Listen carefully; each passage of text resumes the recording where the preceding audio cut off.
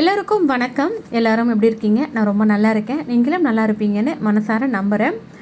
இன்றைக்கி இந்த வீடியோவில் ஷேர் பண்ணிக்க வேண்டிய விஷயங்கள் பார்த்திங்கன்னா, தொடர்ந்து நம்ம சேனலில் கமெண்ட்ஸ் வந்துகிட்டே இருந்தது. அதில் ஒரு சில கேள்விகள் பார்த்திங்கன்னா, 48 நாள் விரதத்தில் மாலை போடலாமா அப்படின்னு சொல்லி கேட்டிருந்தாங்க. அதை பற்றி ஒரு டீட்டெயில்டாக ஒரு வீடியோ கொடுங்க, எனக்கு ஷார்ட்ஸில் தெளிவாக புரியலை அப்படிங்கிற மாதிரி சொல்லியிருந்தாங்க.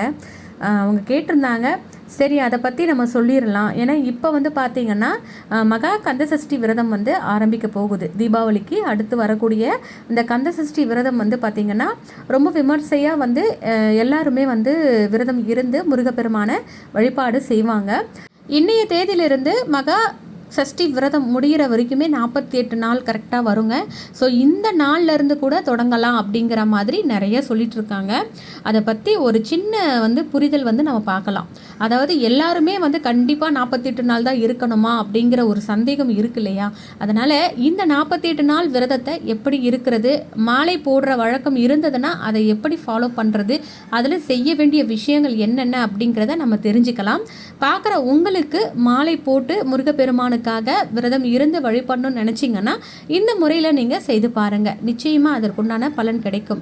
ஏன்னா இருக்கிறதுலேயே ரொம்பவே கடுமையான ஒரு விரதம் அப்படின்னா கந்தசஷ்டி விரதம். இந்த வருஷத்தில் வரக்கூடிய இந்த ஒரு விரத முறை பார்த்திங்கன்னா நம்மளை வருத்திக்கிட்டு நம்ம முருகருக்காக நம்மளை அர்ப்பணித்து இருக்கக்கூடிய ஒரு விரதம் தான். இந்த விரதத்தை நம்ம அனுஷ்டிக்கும் போது முருகப்பெருமானே இறங்கி வருவார் அப்படின்னு சொல்லுவாங்க. ஏன்னு கேட்டிங்கன்னா நம்ம அவ்வளோ வருத்திக்கிறோம் நம்மளை. ஏன்னா அந்த 6 நாளும் கடுமையான விரதம், மிளகு விரதம் இருப்பாங்க, நீர் விரதம் இருப்பாங்க, எதுவுமே சாப்பிடாம விரதம் இருந்து முருகனை அன்றாடம் அவருடைய மந்திரங்களை பாராயணம் பண்ணிக்கிட்டே அந்த விரதத்தை கடைபிடிக்கிறவங்களும் இருக்காங்க. ஸோ இவங்களுக்கு கஷ்டப்படுறாங்களே நம்மளுடைய பக்தர்கள், நமக்காக விரதம் இருந்து சாப்பிடாம இருக்காங்களேன்னு சொல்லி முருகப்பெருமான் நிச்சயமாக யாராவது ஒருத்தர் மூலமாவது நமக்கு காட்சி கொடுப்பார். அவர் நம்ம கூடவே இருக்கிறேன் அப்படிங்கிறது உணர்த்துவார். அதுக்காகத்தான் இந்த விரத முறை அப்படிங்கிறது இருக்குது. குறிப்பாக குழந்தை இல்லாதவங்களுக்கு இந்த விரதம் ரொம்பவே கை கொடுக்கும். பல லட்சம் பேர் இந்த விரதத்தின் பயனாய் குழந்தை பேரு பெற்றிருக்கிறார்கள். அதற்குண்டான நிறைய விஷயங்களை நம்ம அன்றாடம் காது குளிர கேட்டுக்கிட்டே தான் இருக்கோம். 48 நாள் நம்ம இருக்கிறோம் அப்படின்னா நீங்கள் எப்போ வேணாலும் ஆரம்பிக்கலாம். அதாவது மாலை போடாமல் நார்மலாக நீங்கள் 48 நாள் விரதம் இருக்க போகிறீங்க அப்படின்னா கண்டிப்பாக வளர்பிறை நாட்களில் ஆரம்பிக்கலாம். வளர்பிறையில் ஆரம்பித்து முருகருக்குன்னு உரிய நாட்கள் இருக்கும் இல்லையா? சஷ்டி திதி இருக்கும், கிருத்திகை திதி, செவ்வாய்க்கிழமை, வெள்ளிக்கிழமை, வளர்பிறையில் வரக்கூடிய நாட்களில் நீங்கள் எப்போனாலும் ஆரம்பிக்கலாம்.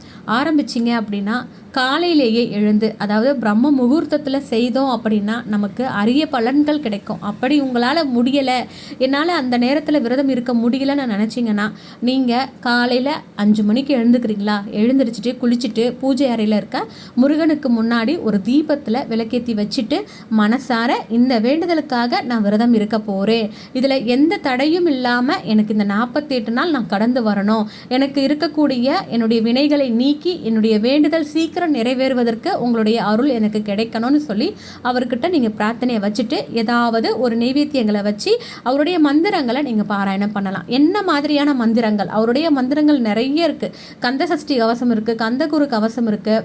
அதே போல் பார்த்திங்கன்னா இப்போது அருணகிரிநாதர் நமக்காக கொடுத்துருக்கிற திருப்புகள் இருக்குது, வேல்மாறல் இருக்குது, வேல் விருத்தம் இருக்குது, நிறைய பாடல்கள் இருக்குது. இது எல்லாத்துலேயுமே நீங்கள் பாராயணம் பண்ணலாம். ரொம்ப ரொம்ப நல்லது. உங்களுக்கு எது முடியுதோ அந்த நேரத்தில் நீங்கள் எல்லாமே பாராயணம் பண்ணலாம்.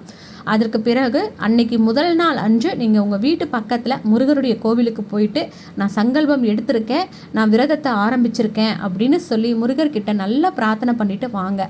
ஸோ இந்த மாதிரி முதல் நாள் நீங்கள் ஆரம்பிச்சிங்க அப்படின்னா அதை தொடர்ந்து 48 நாளும் நீங்கள் விரதம் இருக்கணும். விரதம் அப்படிங்கிறது உங்களுடைய உடல் பொறுத்து. நீங்கள் விரதம் இருக்க முடியும் அப்படின்னு நினச்சிங்கன்னா நீங்கள் தாராளமாக ஒரு பொழுது விரதம் இருக்கலாம். ஒருவேளை நீங்கள் காலையில் பூஜையெல்லாம் முடிச்சுட்டு அந்த நேரத்தை ஸ்கிப் பண்ணிவிட்டு மதியம் இரவு இந்த நேரத்தில் உணவு எடுத்துக்கலாம். அப்படி இல்லையா காலை மதியம் உணவு எடுத்துக்கிட்டு நைட்டு மட்டும் நீங்கள் விரதத்தை எதுவுமே சாப்பிடாமல் நீங்கள் இருக்கலாம். இல்லைன்னா முடியலை அப்படின்னா கூட ஒரு டம்ளர் பால் மட்டும் குடிச்சிட்டாவது நீங்கள் படுத்துக்கலாம். இப்படி நீங்கள் தினமும் இருக்கலாம். உங்களுடைய உடல் பொறுத்து. ஒரு சிலர் வயதானவர்கள், மாத்திரை மருந்து எடுத்துக்கிறவங்க, இவங்க எல்லாருக்குமே பிரச்சனைகள் இருக்கும். கர்ப்பிணிகள், இவங்க எல்லாருக்கும் பிரச்சனைகள் இருக்கும்போது கண்டிப்பாக விரதத்தை இருக்கிறது ரொம்பவே கஷ்டம். முடியுன்ற பட்சத்தில் நீங்கள் வந்து விரதத்தை தாராளமாக இருக்கலாம், விரதம் இல்லாமலும் இருக்கலாம். அது எப்படின்னா நாம் அசைவ உணவுகளை தவிர்த்து கொள்ளணும். ஏன்னா இந்த காலகட்டத்தில் தான் நம்ம வந்து முருகப்பெருமான் மீது அதிக பற்றோடு நம்ம செய்யும்பொழுது கண்டிப்பாக அசைவ உணவுகளை தவிர்த்துக்கிறது நல்லது. ஏன்னா நம்ம வந்து கடவுளை வந்து கனவுலையாவது சரி அவர் இருக்காருன்ற உணர்வு பூர்வமாக நம்ம அனுபவிக்கணும் அப்படின்னா நிச்சயம் இந்த அசைவ உணவுகளை தவிர்ப்பது நல்லது. மற்றபடி நீங்கள் பெருசாக வந்து இதில் இருக்க வேண்டியது எந்த கட்டாயமும் கிடையாது.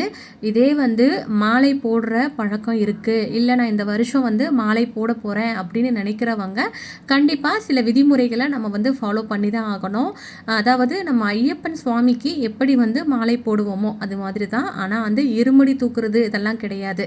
நம்ம வந்து பெட்ஷீட்லாம் தூக்கிட்டு போவாங்க இல்லையா கடைசியாக பூஜை பண்ணி, அந்த மாதிரிலாம் இது கிடையாது. நீங்கள் ஏதாவது ஒரு கோவிலில் வேண்டிக்கோங்க. அதாவது அறுபடை வீடு இருக்கும் முருகப்பெருமானுக்கு, இந்த கோவிலுக்கு இந்த பூஜையை நான் கம்ப்ளீட் பண்ணதுக்கு அப்புறமா வருவேன் அப்படிங்கிற மாதிரி அவர்கிட்ட நீங்கள் வேண்டுதல் வச்சுக்கோங்க.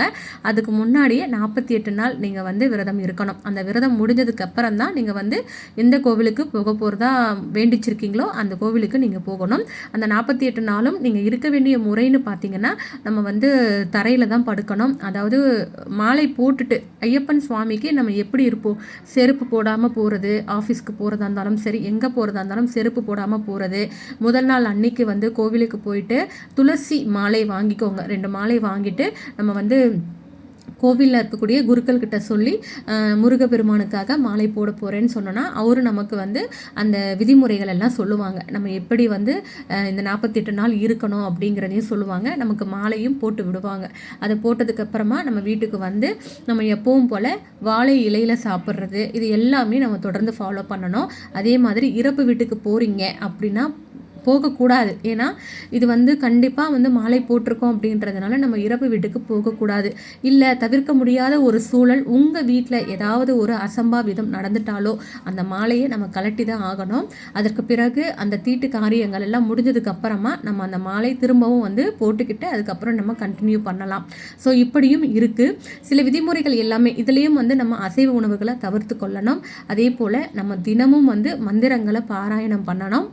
48 நாள் வந்து விரதம் இருக்கும் பொழுது மாதவிடாய் நேரம் வந்துட்டா நம்ம வந்து அந்த மாதவிடாய் நேரத்தில் மாலையை வந்து கழட்டி வச்சிடலாம்.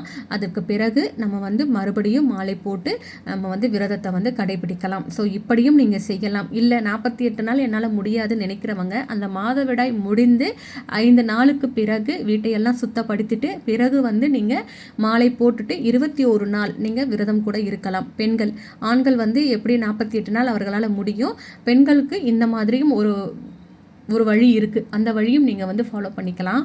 ஐயப்பன் மலைக்கு நம்ம எப்படி வந்து சுவாமி மாலை போட்டுட்டு வீட்டில் எப்படி சுத்தமாக இருப்போமோ அதே போல தான் இருக்கணும். ஆனால் இதில் வந்து நம்ம வந்து கோவிலுக்கு போகிறதுக்கு முன்னாடி பூஜை எல்லாம் பண்ணுவோங்க இல்லையா ஐயப்பன் சுவாமிக்கு, அந்த மாதிரிலாம் எதுவுமே கிடையாதுங்க. இது நார்மலாக இந்த 48 நாள் நம்ம விரதம் இருந்து அதற்கு பிறகு போக வேண்டிய கோவிலுக்கு நம்ம போயிட்டு அவரை தரிசனம் பண்ணிட்டு வர்றது தான். ஸோ இப்படி தான் இந்த விரத முறையை நீங்கள் ஃபாலோ பண்ணணும். அதே போல் இந்த 21 நாள் என்னால் முடியாது, 48 நாளும் என்னால் இருக்கிறது ரொம்பவே கஷ்டம் அப்படின்னு நினைக்கிறவங்க வரக்கூடிய இந்த மகா கந்தசஷ்டி விரதம் 7 நாட்கள் 6 நாள் விரதம், 7வது நாள் சூரசம்ஹாரம் நடக்கும். இந்த நாட்கள் மட்டும் நீங்கள் விரதம் இருந்து பாருங்க, கண்டிப்பாக உங்களுக்கு மாற்றங்கள் தெரியும். ஏன்னா ஒவ்வொரு மாதமும் வரக்கூடிய சஷ்டி திதியில் விரதம் இருக்க முடியாட்டியும் வருடத்தோறும் வரக்கூடிய இந்த மகா சஷ்டி விரதத்தை நம்ம அனுஷ்டிக்கும் பொழுது அந்த 1 வருட காலம் இருந்த பலனானது நமக்கு கிடைக்கும் அப்படின்னே சொல்லப்படுது. அதனால இந்த 7 நாள் நீங்கள் விரதம் இருந்து முருகப்பெருமானை தரிசனம் செய்து அவருக்கு நடக்கக்கூடிய திருக்கல்யாணத்தையும் கண்குளிர தரிசனம் கண்டு நீங்கள் இந்த விரதத்தை அனுஷ்டித்தாலே போதும், உங்களுக்கு நிச்சயமாக முருகப்பெருமானுடைய அருளானது கிடைக்கும். 48 நாள் விரதம் இருக்கிறவங்க இந்த முறையில் இருந்து பாருங்க. இன்னும் ஏதாவது சந்தேகங்கள் இருந்தது அப்படின்னா கமெண்ட் செக்ஷனில் கமெண்ட் பண்ணுங்க. எனக்கு தெரிந்த வகையில் உங்களுக்கு கண்டிப்பாக நான் வந்து ஷேர் பண்ணுறேன். இந்த வீடியோ உங்களுக்கு பயனுள்ளதாக இருந்துச்சு அப்படின்னா உங்களுடைய குடும்ப நண்பர்களுக்கும் ஷேர் பண்ணிவிடுங்க. நம்ம சேனலையும் சப்ஸ்கிரைப் பண்ணிவிட்டு பக்கத்தில் இருக்கக்கூடிய பெல் பட்டனை கிளிக் பண்ணி வச்சுக்கோங்க. மீண்டும் அடுத்த ஒரு வீடியோவில் பார்க்கலாம். அது வரைக்கும் நன்றி, வணக்கம்.